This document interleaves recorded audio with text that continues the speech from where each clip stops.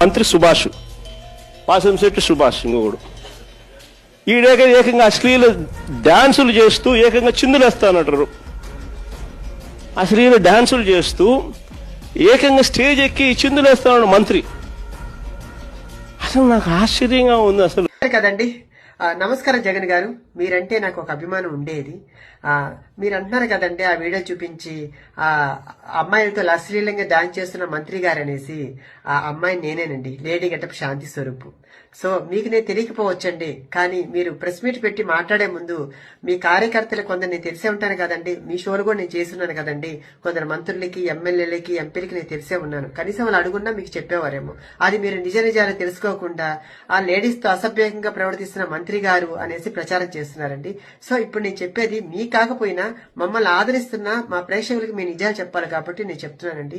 ఈ జనవరి 15వ తేదీ అనగా సంక్రాంతి పర్వదినాన రామచంద్రపురంలో సంక్రాంతి సంబరాలు అనే ఒక కార్యక్రమం కార్మిక శాఖ మంత్రి వాసంశెట్టి సుభాష్ గారు హైపరాది గారి టీం ని పిలవడం జరిగిందండి. దాంట్లో భాగంగా మేము అందరూ టీమ్ గా వెళ్ళాము.